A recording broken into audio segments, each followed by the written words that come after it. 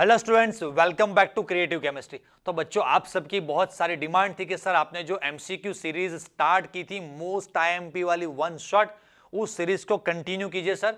तो हमने पूरा ऑर्गेनिक केमिस्ट्री इसमें खत्म कर दिया। अभी बारी आ रही है हमारे चैप्टर नंबर 9 कोऑर्डिनेशन कंपाउंड की। अपने आप में यार इतना बढ़िया चैप्टर है, क्योंकि ना ये ऑर्गेनिक से टच करता है ना फिजिकल से टच करता है। इसका खुद का एक अपना एक एरा है।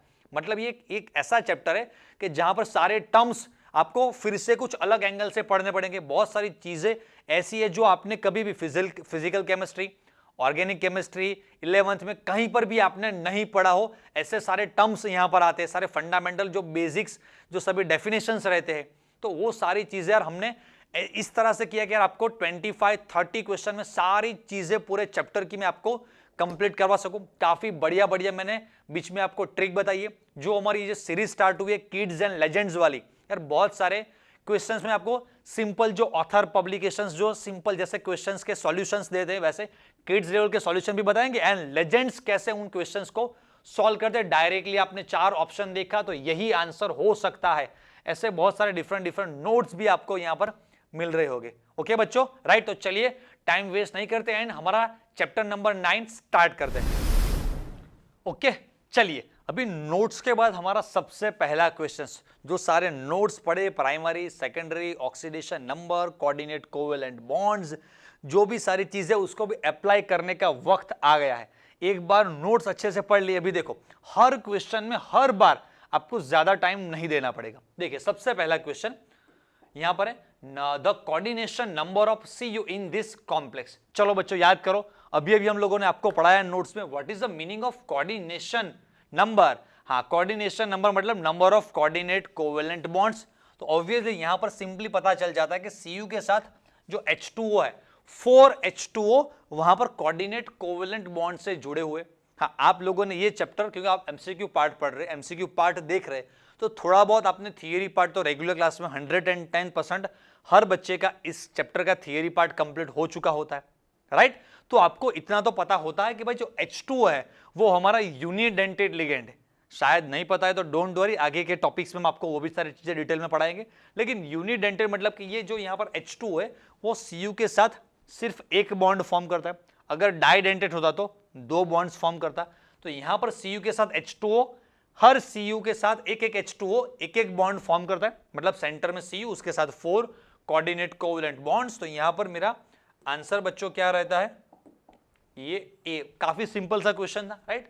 चलिए थोड़ा आगे बढ़ते, फिर धीरे धीरे आगे बढ़ते। AI EEE 2008 में क्वेश्चन आया हुआ है, कोऑर्डिनेशन नंबर अच्छा एंड ऑक्सीडेशन स्टेट दोनों पूछा गया है of the element E in the complex. कोई कॉम्प्लेक्स है, यहां पर जो E कोई एक एलिमेंट है, उसका coordination number and oxidation state दोनों हमें पता करना है। थोड़ा आगे पीछे देख लेना। जनरली हम पढ़ने में प्राइमरी वैलेंसी मतलब ऑक्सीडेशन नंबर पहले पढ़ते हैं एंड उसके बाद coordination number as a second पढ़ते हैं, राइट। तो देखो अभी यहां पर कैसे करेंगे, ये जो एलिमेंट सॉरी जो कंपाउंड है, मैं नीचे रिपीट कर रहा हूं, E, फिर उसके साथ En ट्वाइस, फिर C2O4, ये डाइडेंटेट है, याद करवा दिया मैंने अभी से आपको।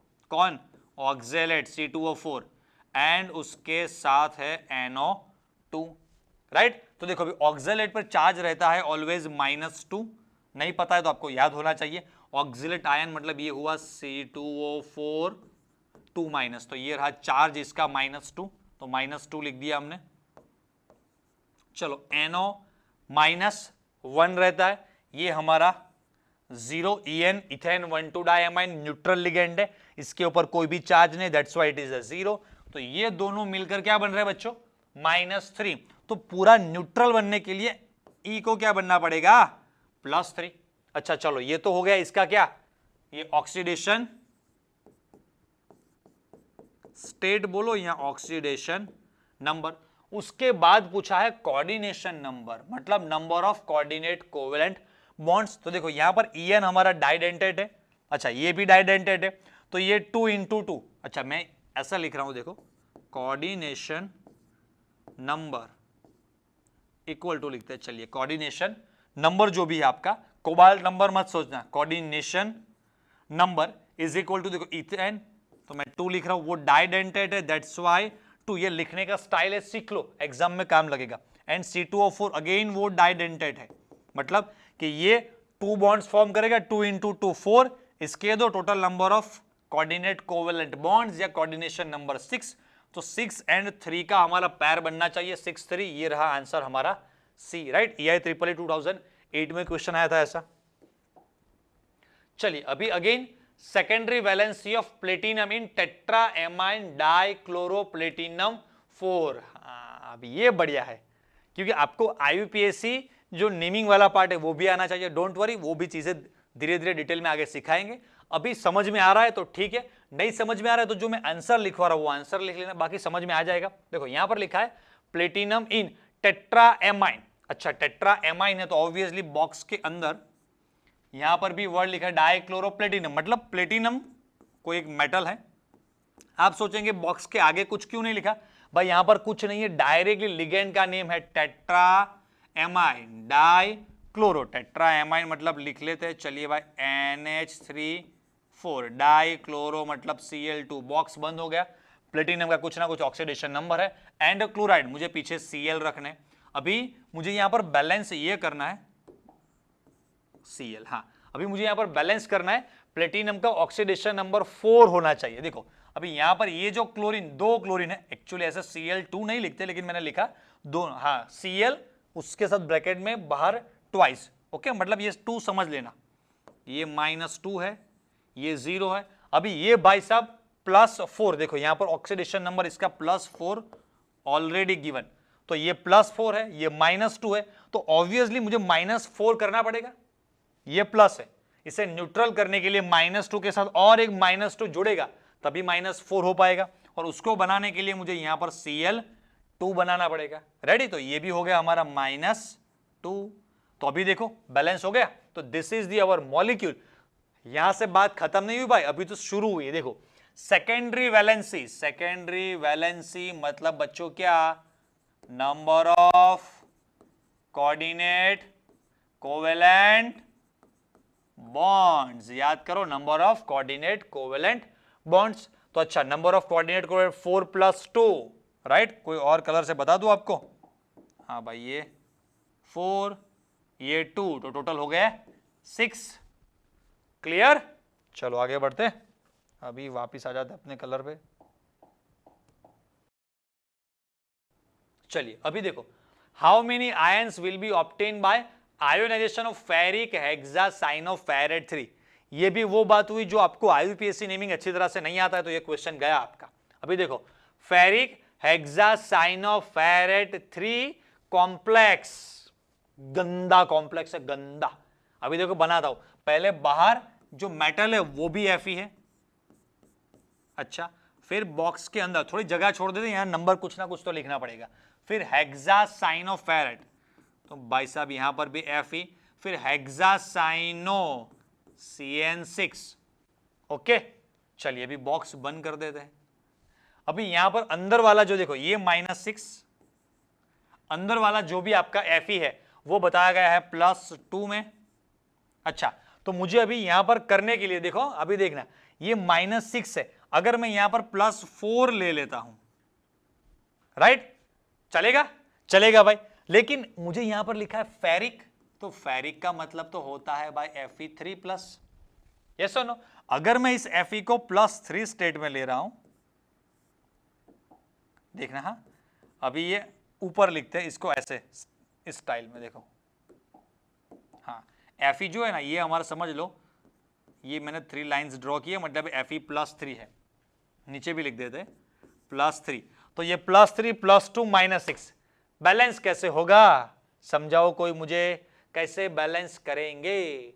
तो देखो बैलेंस करने के लिए आपको ये करना पड़ेगा, ये जो कॉम्प्लेक्स है ना ये हमारा टेक्स्ट बुक में नहीं दिया है, कुछ वो कहते हैं ना बहुत खुफिया जगह होती है, वहां से ये क्वेश्चंस निकाले होते, इसको ऐसे बैलेंस करना होता है, जो नीचे जो सारे पावर्स दिए ना उन पावर्स को चेंज कर, मैं यहां पर देखो एक्स है, इसका एक एग्जांपल ऐसा साइड में लिख रहा हूं तो आपको समझ में आएगा, Fe फिर उसके साथ ब्रैकेट में Fe CN6, यहां मैं 3 से मल्टीप्लाई करता हूं, तो देखो 6 3 -18, एक Cn का -1, 6 3 -18। अभी ये जो Fe है, एक Fe हमारा +2 में है, क्योंकि लिखा है फेरेट 2, तो +2 तो टोटल बना +6। यस और नो? ओवरऑल लिख रहा हूं मैं +6। अभी बचा कितना? 12। 12 को अगर 3 से मल्टीप्लाई करेंगे, मतलब 12 को सॉरी 3 से डिवाइड करेंगे, आएगा आंसर 4। तो मुझे यहां पर लिखना पड़ेगा Fe4। हाँ, तो दिस इज योर आंसर। और यहां पर देखो जो नंबर ऑफ आयंस आने वाले हैं वो आंसर आएगा आपका 7। ओह, क्या क्वेश्चन था! कैसे ये जो आपका बना Fe4 FeCN6 थ्राइस, यहां सबसे गंदी बात जो भी है, ये जो सारे मैंने ऑक्सीडेशन नंबर लिखे उसको मैं थोड़ा नीचे अलग से लिख देता हूं, थोड़ा दूर। देखो ये 4 इंटू +3, फिर ये आपका +6, ये आपका -18। तो बैलेंस तो हो गया। जो सबसे गंदी चीज थी ना, ये दो नंबर्स आपको मैच करने। आप सोचेंगे आपको कैसे पता चला? एक्सपीरियंस से भाई, ये कंपाउंड मैंने बहुत बार देखा है तो मुझे पता चल गया। आपने आज तक नहीं देखा है, नहीं सीखा है, तो सीखने के लिए तो आपको पढ़ा है। अभी नंबर ऑफ आयंस के बारे में पूछेंगे, राइट? इसको मैंने ऐसे कन्वर्ट किया, यहां पर देखो। हाँ, ये हमें चीज दी थी, राइट? यहां पर लिख देते गिवन। ओके, इसको ऐसे फाइनल जो हमारा जो बना, ये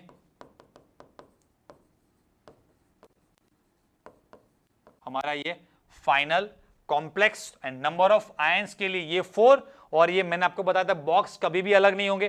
तो ये 4 + 3, मैं यहां पर लिख देता हूं 7 कैसे आया, 4 + 3, 4 Fe, और ये 1 2 3 बॉक्स हमारे। तो नंबर ऑफ आयंस 7 जनरेट यहां पर होंगे, राइट?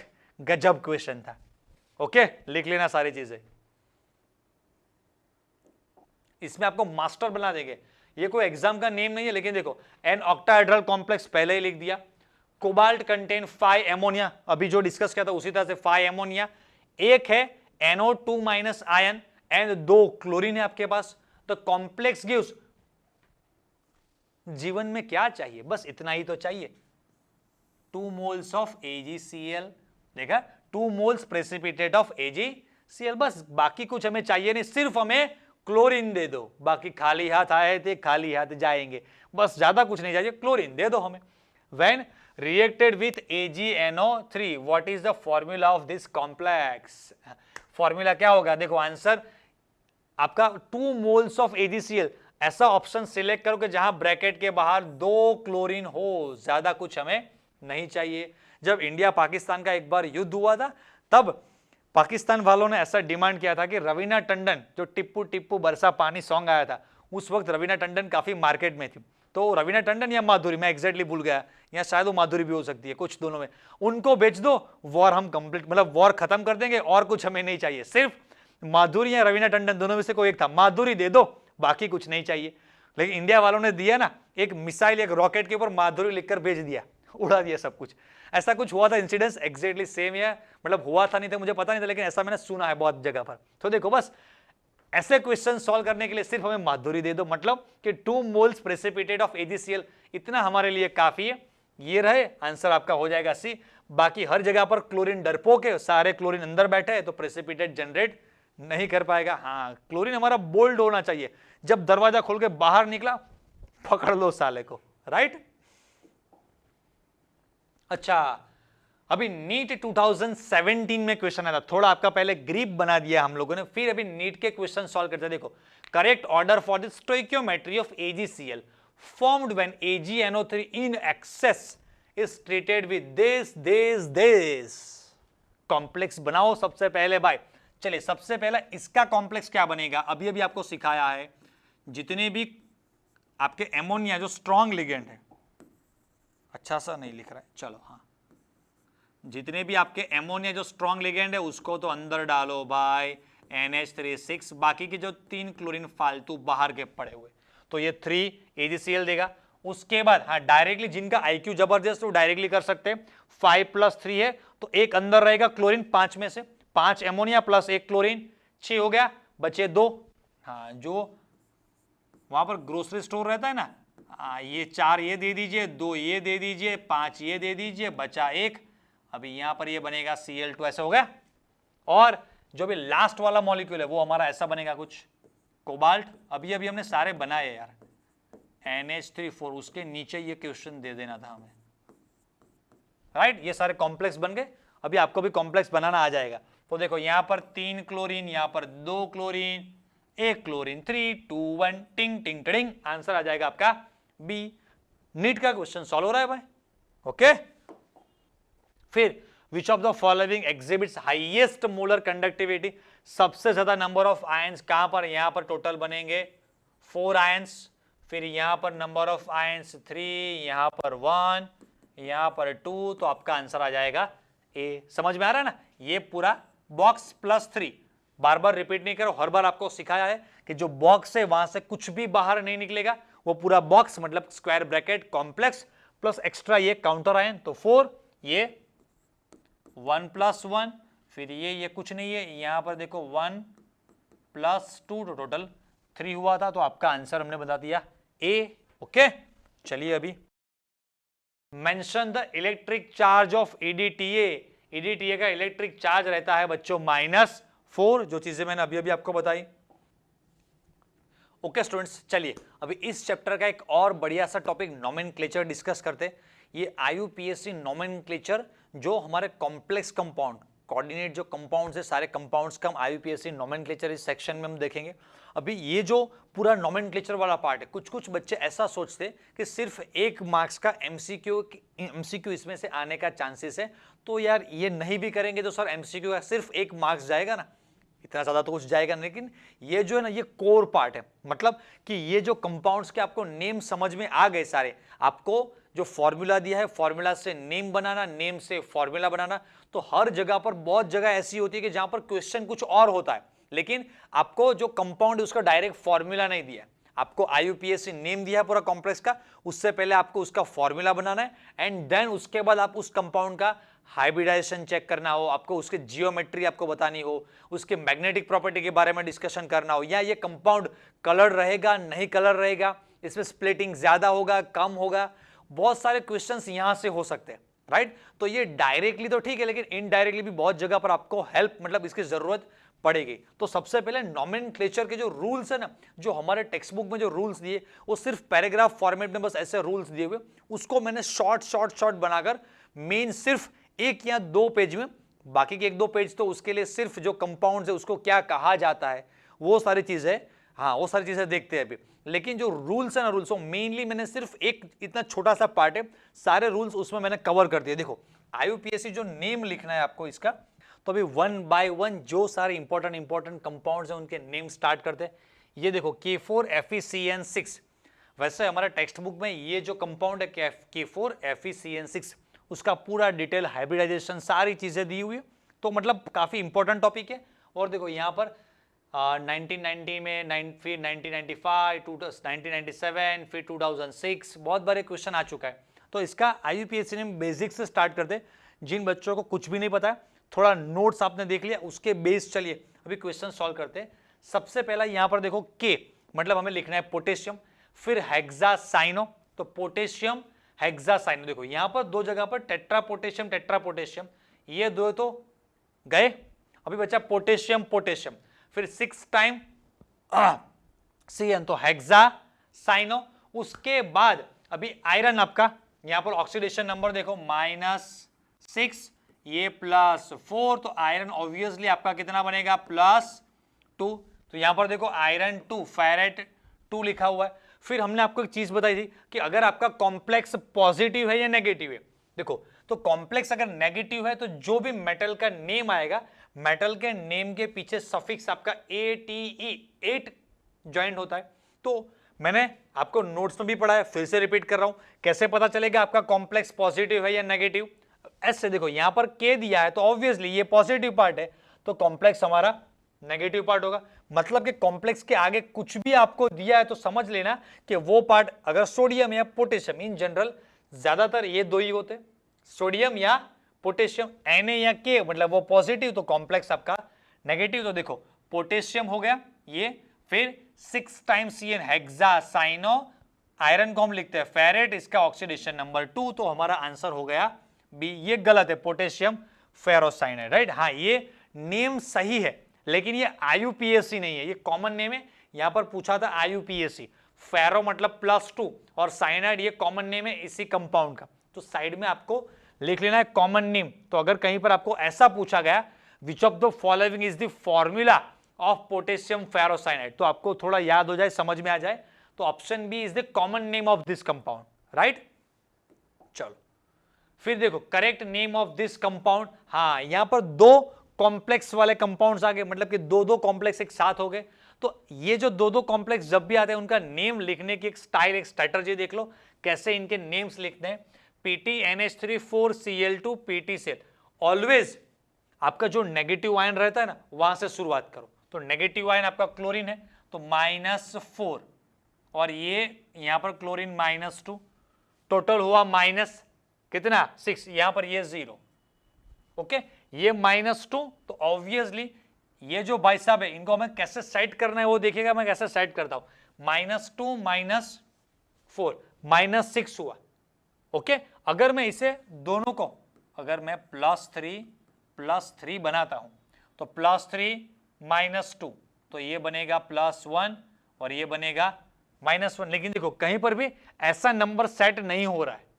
देखो यहां पर 4 2 का पैर चल रहा है, मतलब कि दोनों में से कोई एक प्लेटिनम आपको 4 बनाना है, किसी एक प्लेटिनम को 2 बनाना है। तो जो हम जनरल ऐसे सिंपली जो मेथड से करते उस तरह से सॉल्व नहीं होगा, थोड़ा अलग तरह का क्वेश्चन है ये।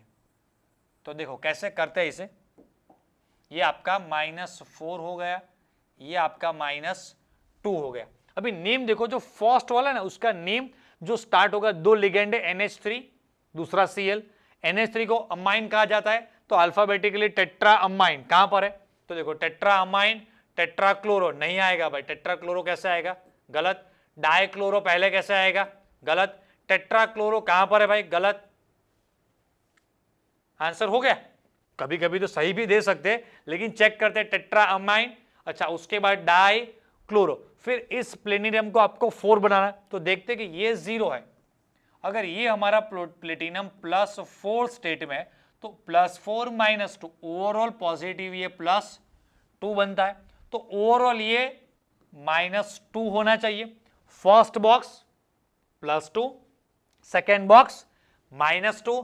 अच्छा अभी ये -4 है, तो ऑब्वियसली ओवरऑल -2 कब बना, ये हमारा, ये तो +4 अलग कलर से लिख देते, अगर ये +2 है, राइट, थोड़ा बड़ा लिख देता हूं, अगर ये +2 है तभी ये -4, ओवरऑल -2। तो देखो हो गया हमारा टेट्रा एमाइन, ये टेट्रा एमाइन, डाई क्लोरो या क्लोरिडो, या उस वक्त ऐसे सिर्फ क्लोरो लिखते थे, डोंट वरी। अभी रिसेंटली जो अपडेटेड IUPAC के रूल है वहां पर क्लोरिडो RIDO लिखते, तो वैसे होना चाहिए। लेकिन उस वक्त आई थिंक ये 19-20 साल पहले का कोई क्वेश्चन है, तो ऑब्वियसली उस वक्त वैसा सिस्टम चलता होगा, ओके। क्लोरिडो या क्लोराइड, फिर प्लेटिनम, तो प्लेटिनम 4, फिर टेट्रा क्लोरो, तो सही है भाई 4 टाइम्स क्लोरो, टेट्रा क्लोरो या टेट्रा क्लोरिडो, एंड उसके बाद प्लेटिनेट आएगा लास्ट में, क्योंकि अगर आपका कॉम्प्लेक्स पॉजिटिव है तो प्लेटिनम लिखिए, कॉम्प्लेक्स नेगेटिव है तो प्लेटिनेट वर्ड आएगा, right, due to negative complex. ये तो अच्छा था कि बाकी के 3 ऐसे आपको एग्जाम्पल दिए थे, डायरेक्टली कैंसिल हो गए, बाकी सेम टाइप का देता, लेकिन सिर्फ मैं यहां पर प्लेटिनेट कर देता और यहां प्लेटिनम कर देता, तो आप कंफ्यूज हो जाते, ओके। चलो फिर अभी आगे चलिए, IUPAC name of this compound. अभी कभी कभी ऐसा भी करते, शायद मैं भूल चुका हूं, यहां हो सकता है ऐसा कि यहां पर ऐसा आपको कॉम्प्लेक्स का बॉक्स बनाकर नहीं देते, डोंट वरी, पोटेशियम सारा सब जगह पर पोटेशियम लिखा है।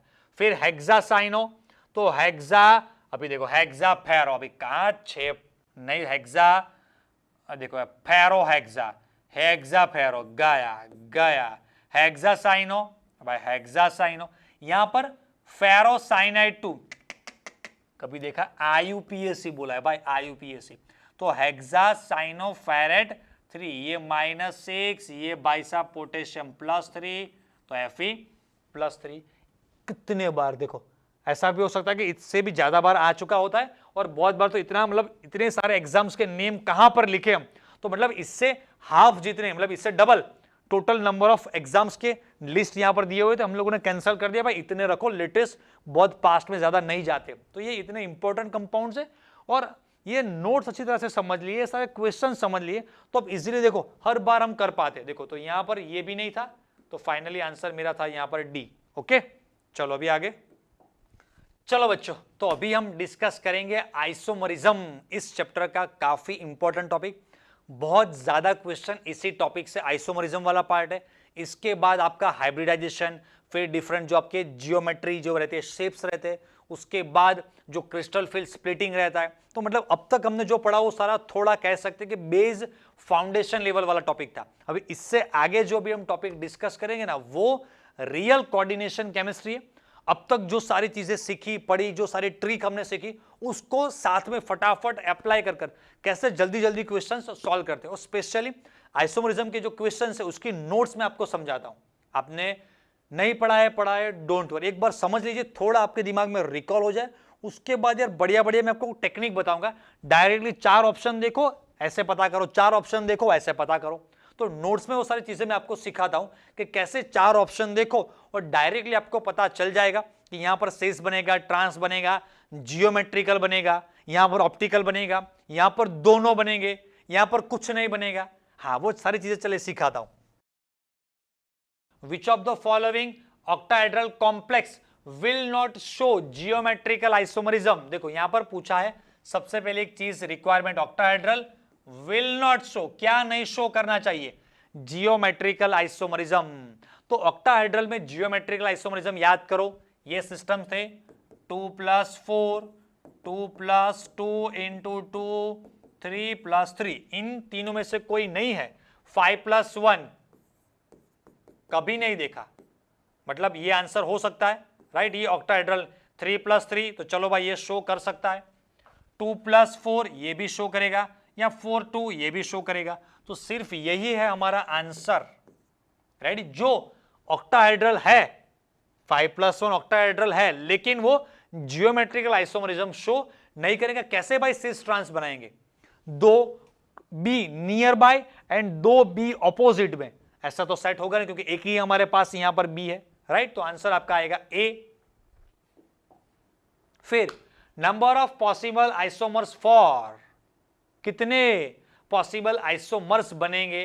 तो देखो यहां पर en ट्वाइस और सी, नंबर ऑफ पॉसिबल आइसोमर्स पूछा है, सिर्फ जियोमेट्रिकल नहीं पूछा है भाई। तो जियोमेट्रिकल बन सकते, बन सकते। फिर उसके और क्या बनेंगे? ऑप्टिकल भी बनेंगे। हाँ भाई ऑप्टिकल भी बनेंगे। देखो जियोमेट्रिकल में सिस ट्रांस,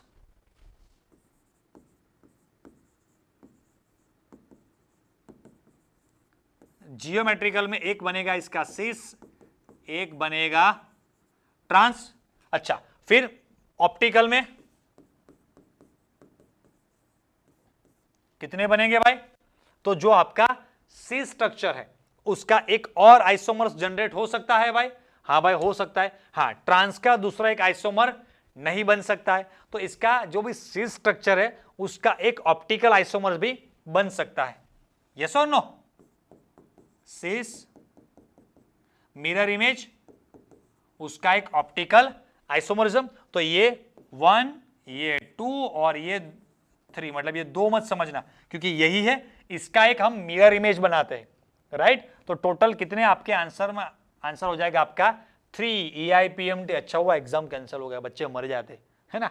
कोई AIPMT का कैंसल्ड एग्जाम ऐसा कुछ लिखा है, उस वक्त कुछ ऐसा हुआ होगा, राइट? तो आंसर आएगा आपका 3, एक सिस एक ट्रांस। फिर मैंने आपको नोट्स में बताया हुआ है कि जो ट्रांस पार्ट है उसका ऑप्टिकल आइसोमर्स नहीं बनता है, राइट? ट्रांस पार्ट है उसका ऑप्टिकल आइसोमर्स आपका नहीं बन पाएगा। Which one of the following has an optical isomer? इनमें से कौन सा कंपाउंड ऑप्टिकल आइसोमरिज्म शो करेगा? एम्स, AIEEE और PMT इतने बार आ चुका है। अच्छा, ऑप्टिकल आइसोमरिज्म के लिए 2 चीजें मस्ट रिक्वायरमेंट। सबसे पहला क्या होना चाहिए वहां पर? ऑक्टाहेड्रल, एंड दूसरा डाइडेंटेट लिगैंड। अच्छा, तो ऑक्टाहेड्रल देखो, En twice not a octahedral, En thrice octahedral. फिर ये 2, ये देखो ये 2+2 total 4, so not an octahedral.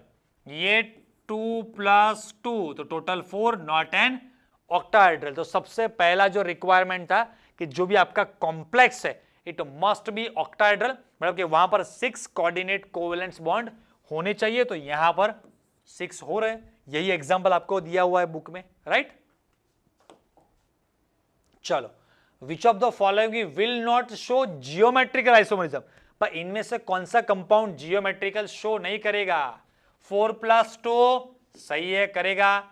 5+2 नहीं समझना, ये 5+1 है, कभी भी 5+1 में जियोमेट्रिकल नहीं होता, ये हो सकता है 2 × 2+2, ये तो लिखवाया था आपको, हो सकता है।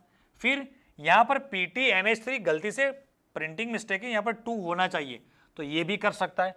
तो आपका आंसर आ जाएगा सी, क्योंकि यहां पर पूछा है will not show geometrical. Option A Bombay Delhi वो शो करेंगे। फिर विच of the following complexes is not optical active, यहां पर कौन सा कंपाउंड ऑप्टिकली? ऑक्टाहेड्रल डाइडेंटेड। ऑक्टाहेड्रल है भाई, है, डाइडेंटेड है, लेकिन पूछा है इज नॉट। फिर ये ऑक्टाहेड्रल डाइडेंटेड ये भी करेगा। अभी आया सिस ट्रांस, अभी मजा आएगा ना बिड़ो, वो डायलॉग सुना है ना आप लोगों ने, हाँ। तो trans isomers are optically inactive. ऐसा क्यों है भाई? तो जो भाई इनके स्ट्रक्चर्स, जो दो स्ट्रक्चर्स बनते हैं वो बोथ आर सुपर इम्पोजेबल, इसको उठाकर इसके ऊपर रखो, इसको उठाकर इसके ऊपर रखो, तो एक दूसरे के ऊपर वो सेट हो जाते, सुपर इम्पोजेबल है, तो वो ऑप्टिकल एक्टिविटी शो नहीं करेंगे। तो आपका आंसर हो जाएगा डी, राइट। ये सीस जो है वो ऑप्टिकल आइसोमरिज्म शो करेगा, राइट। फिर विच of the following complex can show both geometrical isomerism and optical, दोनों के दोनों कौन करेगा? चलो, अभी सबसे पहला देखो, ये 4+, ये ACO- वाला एक है हमारा, ये यूनिडेंटेड है। ACO- मतलब ये है हमारा CH3COO-, यूनिडेंटेड है। तो 4+2 सारे यूनिडेंटेड है, तो ये ओनली लिखते जाइए साइड में, ओनली GS जियोमेट्रिकल आइसोमरिज्म। ये वाला है सारे कौन से? डाइडेंटेड, तो ओनली ये वाला जो है वो OS ऑप्टिकल आइसोमरिज्म। ये वाला जो मॉलिक्यूल है ना वो कुछ नहीं शो करेगा, राइट। क्या कॉम्प्लेक्स बनेगा रे तू, ये हो नहीं सकता ऐसा कॉम्प्लेक्स। ये वाला देखो तो 2 × 2+2, तो ये optical as well as geometrical दोनों शो करेगा, क्योंकि जियोमेट्रिकल में सिस ट्रांस, ऑप्टिकल के लिए ऑक्टाहेड्रल है भाई, है। 6 हो गया देखो 6, एंड डाइडेंटेड वो भी 2 है, तो वो हो करेगा, करेगा कि नहीं करेगा? करेगा भाई। तो आंसर आपका बी बॉम्बे। The one that is not expected to show isomerism, इनमें से कौन ऐसा है जो आइसोमरिज्म शो करने के लायक नहीं है? अरे क्या गुंडा बनेगा तू। अच्छा, जेईई मेन 2020 में क्वेश्चन आया हुआ है, देखो ये NiNH2 ये तो देखा हुआ है भाई, ये शो कर सकता है, फिर ये भी शो कर सकता है, फिर ये भी तो दिया हुआ है। कभी ऐसा नहीं देखा निकल ऐसे कभी भी 6 कोऑर्डिनेट कोवेलेंट बॉन्ड फॉर्म ऐसे EN के साथ नहीं कर सकता है, तो ये नहीं होगा, राइट। जेईई मेन 2020 में बाकी के सारे जो कंपाउंड्स हैं वो आइसोमरिज्म शो कर सकते हैं, ओके। फिर the type of isomerism shown by the complex, ये जो कॉम्प्लेक्स है नीट 2018 में आया हुआ क्वेश्चन है, तो AI-EEE के नीट के लास्ट 10 इयर्स के बहुत सारे क्वेश्चन हमने यहां पर कवर कर दिए। 2+2 × 2, तो ये कौन सा शो करेगा? जियोमेट्रिकल भी करेगा, ऑप्टिकल भी करेगा, both geometrical isomerism, optical isomerism, लेकिन ऑप्टिकल यहां पर ऑप्शन में है नहीं, तो मेरा आंसर हो जाएगा ए जियोमेट्रिकल आइसोमरिज्म। ओके बच्चों, रेडी। तो पूरा जो आइसोमरिज्म वाला पार्ट था हम लोगों ने यहां पर कंप्लीट किया। बस आइसोमरिज्म में इससे ज्यादा यार AI-EEE के, जेईई के, नीट के क्वेश्चन कर लिए तो बोर्ड गुस्से टॉप फोड़ ही देंगे, राइट। चलो अभी आगे बढ़ते हैं। ओके बच्चों, चलिए अभी नेक्स्ट टॉपिक आ रहा है जियोमेट्री एंड हाइब्रिडाइजेशन। अब तक बच्चों जो भी हमने पूरा पढ़ा वो हम ये कह सकते हैं कि इंपॉर्टेंट तो है लेकिन वो एज ए बेस है, मतलब जो भी सारी चीजें पढ़ी है उन सबको यहां पर अभी हम अप्लाई करने वाले। और सबसे ज्यादा जो ट्रिकी कह सकते हैं, ट्विस्ट कह सकते हैं, थोड़े टफ या गंदे लेवल के क्वेश्चन कह सकते हैं, बस ये पार्ट आया जियोमेट्री, हाइब्रिडाइजेशन। इसके बाद इसी सेशन में आगे हम डिस्कस करेंगे magnetic property, most toughest part of this chapter magnetic property. मतलब कि जो बच्चे दिमाग वाले बच्चे वो क्वेश्चन सॉल्व कर लेंगे, वो उसमें कुछ ज्यादा प्रॉब्लम नहीं आएगा, लेकिन टाइम कंज्यूमिंग प्रोसेस है।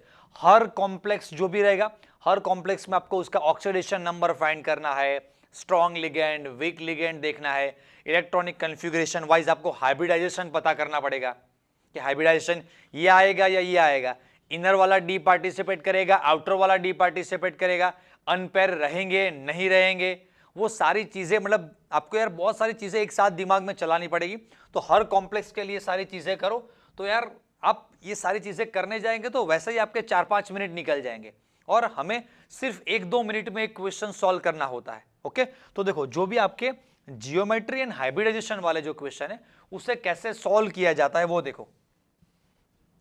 सबसे पहला question, which of the following complex are not correctly match with hybridization of their central metal. 4 compounds exam में हमारा केरला 2006 में आया हुआ है। सबसे पहला NiCO4, मैंने बताया था, याद कर लेना। NiCO4 जो भी है हमारा, देखो यहां पर NiCO4, लेकिन एक्सेप्शन है sp3, तो दिस इज द करेक्ट।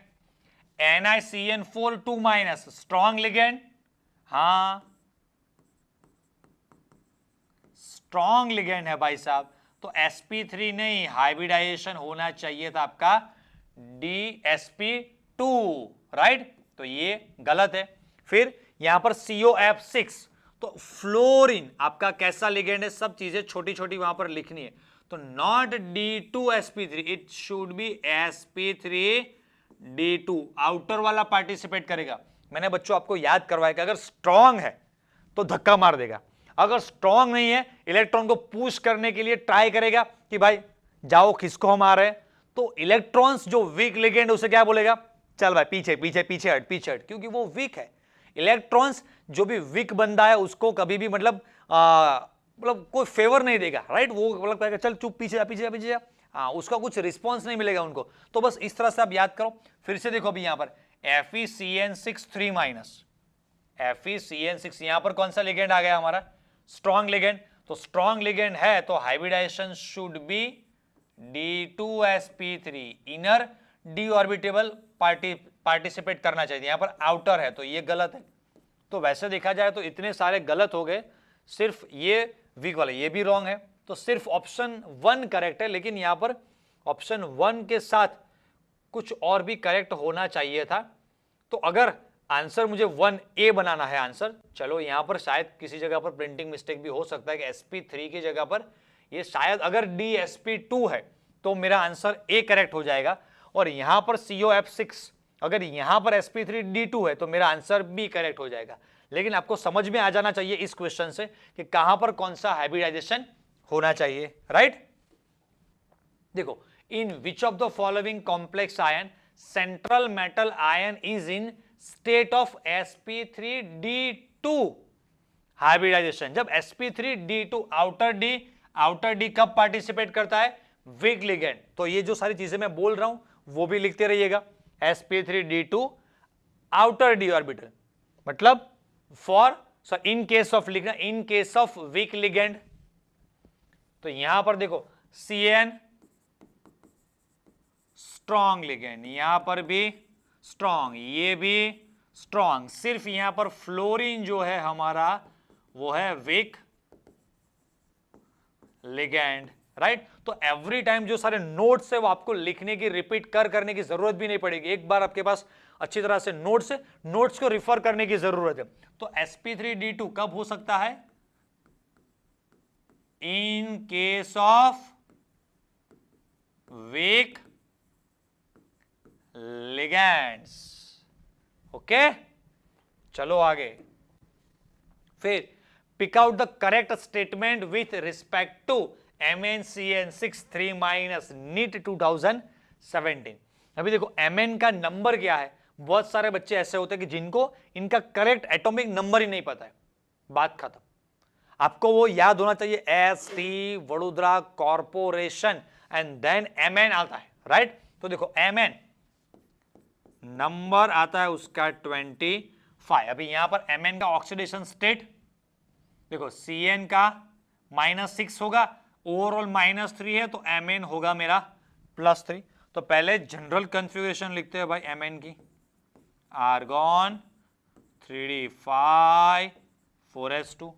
अभी मुझे Mn3+ बनाना है, तो यहां पर 3d एंड 4s में क्या रहेगा, 4s 0, 3d5 की जगह पर 2 यहां से 1 यहां से, तो ये 3d4 हो गया।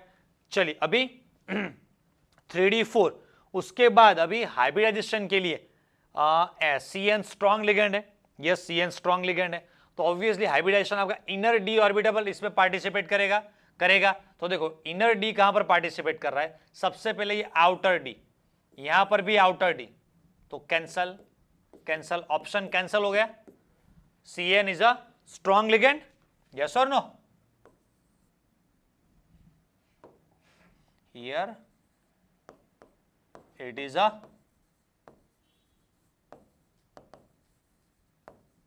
strong ligand, so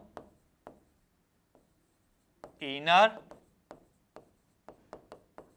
d orbital participate in hybridization। तो भाई इनर डी ऑर्बिटल कहां पार्टिसिपेट करता है ऑर्बिटल, तो ये D2 देखो, ये तो DsP2 in case of, sorry, in case of कब, कोऑर्डिनेशन नंबर इक्वल टू 4, और यहां पर कोऑर्डिनेशन नंबर कितना है बच्चों, 6। तो ऑक्टाहेड्रल के लिए हाइब्रिडाइजेशन D2sp3 एंड ऑक्टाहेड्रल, क्योंकि यहां पर 4 इलेक्ट्रॉन है डी ऑर्बिटल में, यस और नो? हाँ भाई 1 2 3 4, तो देखो ये 1 2 3 4, राइट। अगर CN strong ligand repulsion create करेगा तो ये जो सारे इलेक्ट्रॉन्स है वो पैरिंग में हो जाएंगे, तो यहां पर 4 इलेक्ट्रॉन इन दोनों बॉक्स में आ गए, तो 3 बॉक्स हमारे पास एम्प्टी। तो आप सोचेंगे ऐसा हाइब्रिडाइजेशन नहीं हो सकता, D3sp2, नहीं, आज तक हमने तो कभी नहीं देखा है, शायद आप कर लो ऐसा हाइब्रिडाइजेशन, मतलब ऐसा नहीं होगा, हाइब्रिडाइजेशन होगा D2, हाँ क्या होगा हाइब्रिडाइजेशन, D2sp3। ओके चलो आगे बढ़े। हाँ सारी चीजें जो भी हमने लिखी यहां पर लिख लेना आप। चलो बच्चों, अभी इस चैप्टर का सबसे खतरनाक टॉपिक मैग्नेटिक प्रॉपर्टी, बच्चों की सबसे ज्यादा पेन वाली फीलिंग, सबसे टेंशन वाला और सबसे ज्यादा मोस्ट टाइम कंज्यूमिंग पार्ट था हमारे लिए भी। फिर हमने सोचा कि यार सबसे मोस्ट कंफ्यूजिंग जो पार्ट है या टाइम कंज्यूमिंग पार्ट है यही पार्ट है, तो इसके लिए कुछ ऐसे टेक्निक बनाते कि ताकि बच्चे जो भी मैग्नेटिक प्रॉपर्टीज वाले क्वेश्चन है फटाफट वो क्वेश्चन सॉल्व कर पाए। मतलब कि हर क्वेश्चंस में आपको उनका हाइब्रिडाइजेशन पता करना है, क्योंकि यहां पर मैग्नेटिक प्रॉपर्टी के लिए आपको वो डायरेक्टली वो नहीं चलेगा, weak ligand strong ligand hybridization ये हो गया, हाइब्रिडाइजेशन तो पता चल जाएगा, लेकिन वहां पर अनपेयर इलेक्ट्रॉन्स कैसे पता करेंगे, क्योंकि आपको वो पूरा दिमाग में आपका IQ ज्यादा होना चाहिए। IQ मतलब आप दिमाग में सारी प्रोसेस कर पाने चाहिए कि भाई D2sp3 होगा 7 इलेक्ट्रॉन से, तो ये होगा 3 2 2 2 तो 6 हो गए, फिर एक एक अनपेयर बच जाएगा। तो ये सारी प्रोसेस आपको दिमाग में करनी पड़ेगी, या हर कॉम्प्लेक्स के लिए आपको रफ वर्क कुछ ना कुछ बॉक्स ड्रॉ करके कितने अनपेयर बचेंगे वो करना पड़ेगा, और वो टाइम कंज्यूमिंग पार्ट है। लेकिन एक टेक्निक बनाई हुई है, उस टेक्निक से आप अच्छी तरह से सॉल्व कर पाएंगे। देखो टेक्निक क्या है हमारी, फिर देखो CBSE PMT 2011, which of the following complex compound will exhibit highest paramagnetic maximum number of unpaired electrons। तो यार सबसे ज्यादा अनपेयर इलेक्ट्रॉन्स कहां पर है वो देखना पड़ेगा। अभी यहां पर जो सारे मॉलिक्यूल्स है CO NH3 6 3+, सबका इलेक्ट्रॉनिक कन्फिगरेशन आपको शॉर्ट में लिखना पड़ेगा। मैंने आपको बताया था मैग्नेटिक बिहेवियर चेक करना है तो आपको मेटल का सबसे पहले स्टेप 1 स्टेप 2 याद कीजिए। स्टेप 1 क्या था? Oxidation number of metal. तो यहां पर कोबाल्ट का ऑक्सीडेशन नंबर बच्चों +3, कोबाल्ट 27 +3। मैं इलेक्ट्रॉनिक कन्फिग्रेशन अभी डायरेक्टली लिख रहा हूं, argon 3d and 4s। 4s में 2 रहते, वो गए। 3d में यहां नंबर 7 है तो 7 होते, लेकिन +3 है तो 6 बचे। ओके चलो, और लिगेंड कैसा है, स्ट्रॉन्ग या वीक? तो even number, even electrons, strong ligand, तो पैरिंग हो जाएगा। That's why compound is a diamagnetic, right. हाँ, फिर देखो अभी बी ऑप्शन,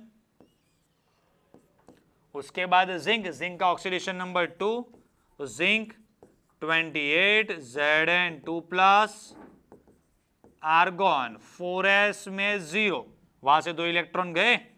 3d के एज इट इज, 3d 10, कैसा? Even number of electron. हाँ, NH3 कैसा लिगेंड है भाई? स्ट्रॉन्ग, तो strong ligand, even number of electron, diamagnetic, और अनपेयर है भी नहीं। चलो अभी ऑप्शन सी देख लेते हैं। चलो क्या, Ti नंबर याद है, St, तो सेकेंड 22, और यहां पर ऑक्सीडेशन स्टेट इसका बच्चों है +3, तो Ti +3। अभी देखना, आर्गॉन 3d 4s, एक्चुअली होता है 4s2 एंड 22, तो 3d 2, लेकिन अभी Ti 3+ है तो ये बन जाएगा हमारा 0, और ये 2 से भी एक और कम करना पड़ेगा, तो ये हो जाएगा हमारा 1,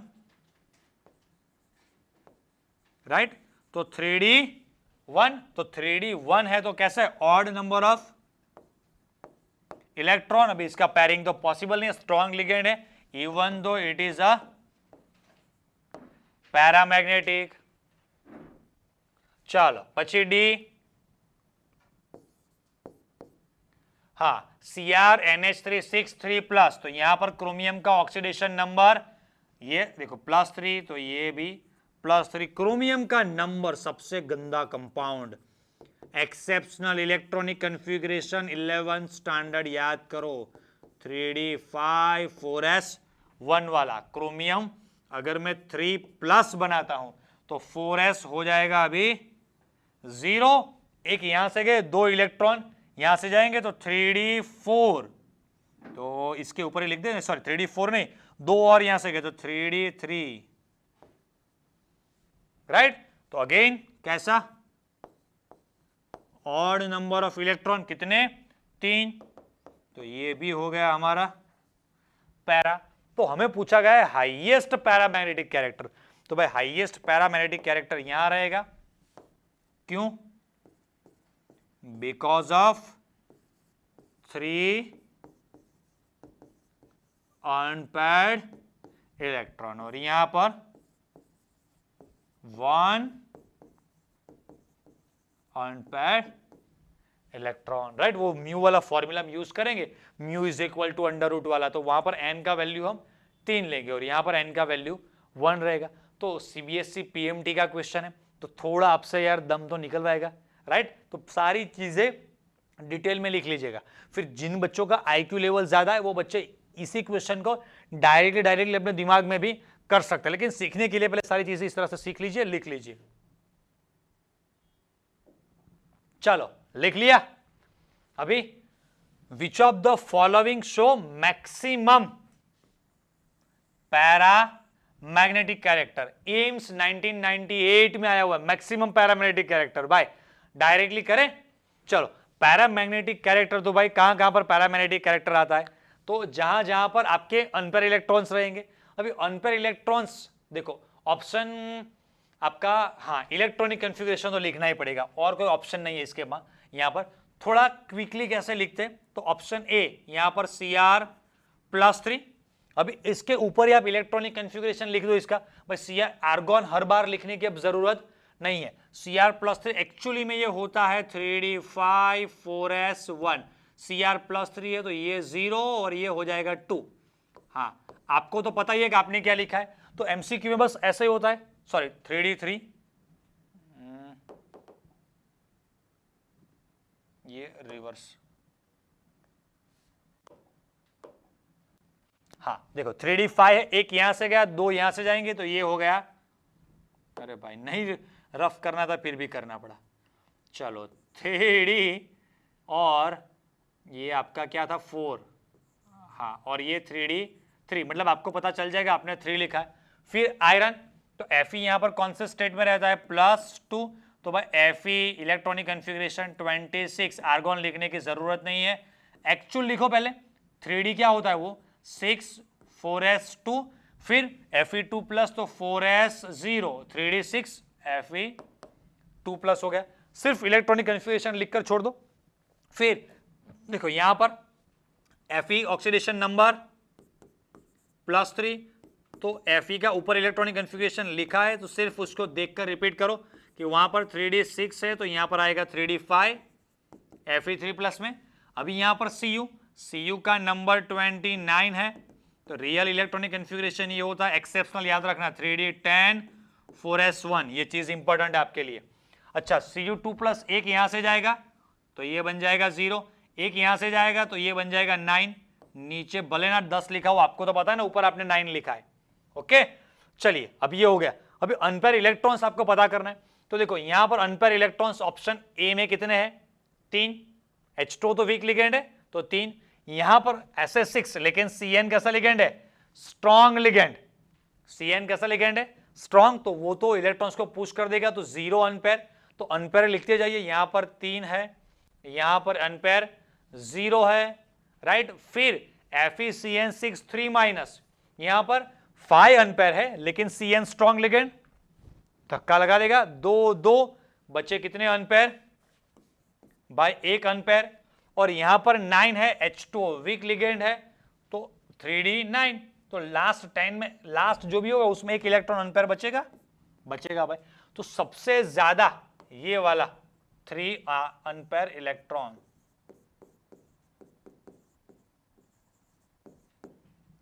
क्लियर, तो आंसर ए हो गया। बाकी इसी क्वेश्चन को हमने इससे पहले वाला जो क्वेश्चन लिखा ऑप्शन ABCD करके उसका इलेक्ट्रॉनिक कॉन्फ़िगरेशन और डिटेल्स भी आप लिख सकते हैं, लेकिन थोड़ा मैंने जल्दी में कैसे सॉल्व करते वो चीज आपको मैंने यहां पर सिखा दी। ओके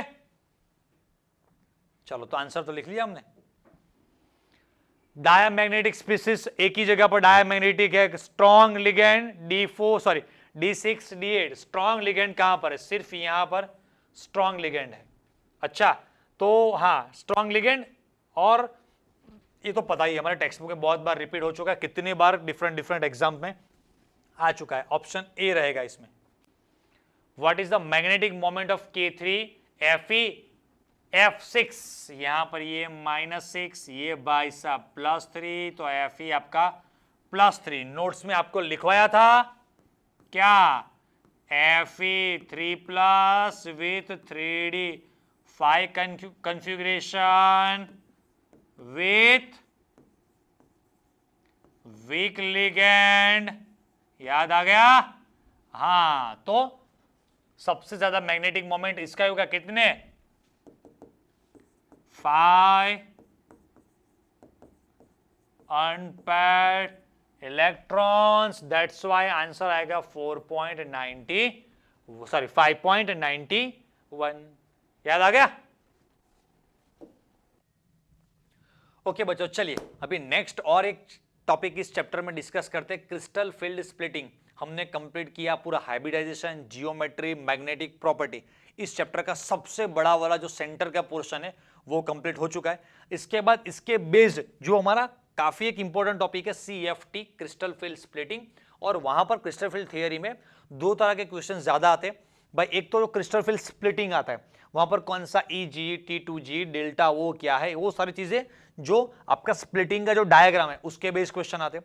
दूसरे क्वेश्चंस आते हैं कि भाई कौन सा आपका कॉम्प्लेक्स ज्यादा स्टेबल होगा, तो वो भी क्रिस्टल फील्ड स्प्लिटिंग पर डिपेंड करता है। और सिंपली भी एक चीज आपको नोट्स पे बता दूंगा कि भाई जो लिगेंड आपका स्ट्रॉन्ग रहेगा उस लिगेंड का जो क्रिस्टल फील्ड स्प्लिटिंग ज्यादा रहेगा, तो ऑब्वियसली वही कंपाउंड आपका स्टेबल बनता है। वो सारी चीजें मैं आपको नोट्स में भी बताऊंगा और सारे क्वेश्चन में भी हम स्टेप बाय स्टेप डिस्कस करेंगे।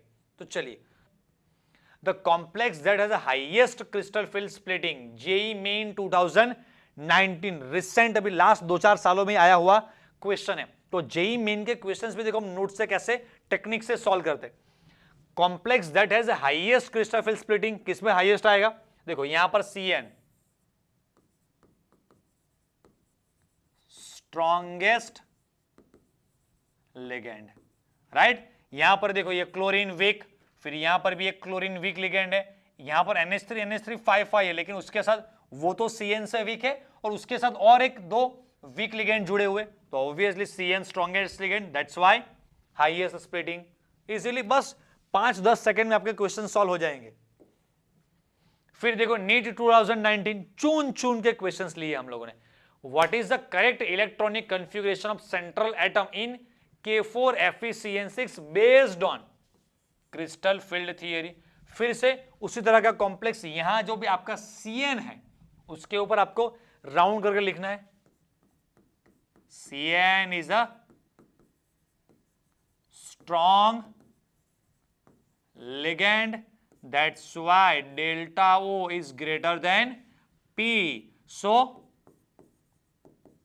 pairing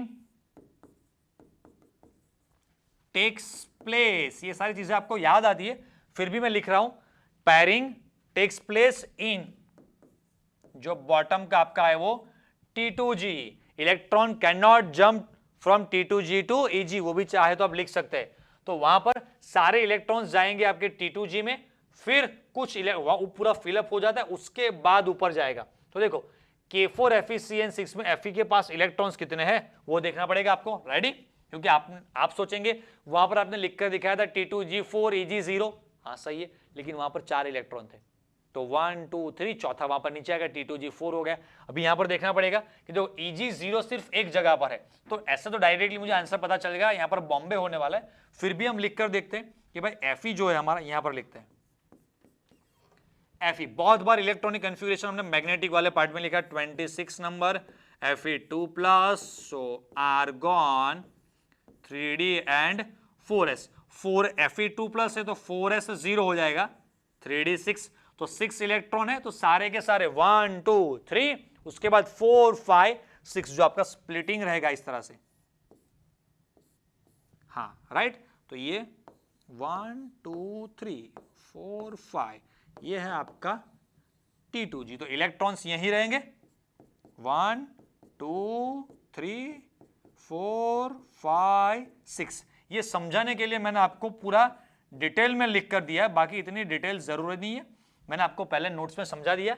स्ट्रॉन्ग लिगेंड है, डेल्टा वो बहुत ज्यादा होगा, इलेक्ट्रॉन जंप कर नीचे से ऊपर नहीं जा पाएगा, तो ऑब्वियसली Eg में क्या रहता है आपका 0 स्ट्रॉन्ग के केस में, सही है। चलो आगे बढ़े, ये सारी चीजें, हाँ जेई EIEEE नीट है, PMT सारे 2019 वाले क्वेश्चन लिए हमने, देखो। फिर अभी जेई मेन 2020, कौन कहता है हमारे नोट से जेई के क्वेश्चन सॉल्व नहीं होते? भाई गुजरात बोर्ड गुजसेट तो काफी कभी कम होता है, जेई नीट के क्वेश्चन भी देख लो सॉल्व कर पाएंगे।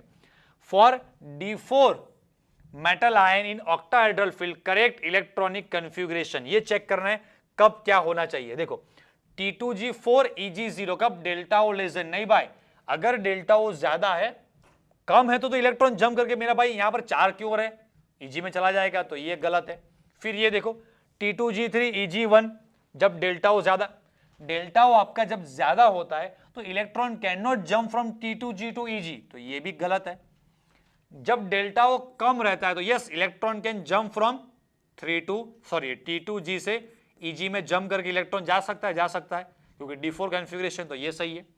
फिर ये देखो ये कम है तो 2 इसमें 2 इसमें, 2 इलेक्ट्रॉन कभी भी जंप करके नहीं जाएंगे, 1 2 3 and the 4th electron jump करके ऊपर जाएगा, तो ये भी गलत है। JEE Main 2020, right. चलो भी आगे, which of the following complex ion has a maximum stability. अच्छा, अब अपने इलाके में आया, गुजरात बोर्ड 2006 2014, मैक्सिमम स्टेबल कौन है? यहां पर देखो ये Cn लिख लेना, क्या स्ट्रॉन्ग लिगेंड, NH3 से ज्यादा है, तो ये इसका अगर आपको ऑर्डर पूछा जाए तो ऑर्डर में सबसे ज्यादा आएगा आपका B, ये चीज एक्स्ट्रा लिखवा रहा हूं। फिर उसके बाद आपका A, उसके बाद H2O D and the last fluorine, so वो होगा आपका C। तो दिस इज द ऑर्डर, तो ऑर्डर भी लिख लीजिएगा, शायद यही क्वेश्चन आ जाए, सिर्फ आपको असेंडिंग डिसेंडिंग में अरेंज करना पूछ ले। ओके, चलो आगे बढ़ते हैं अभी।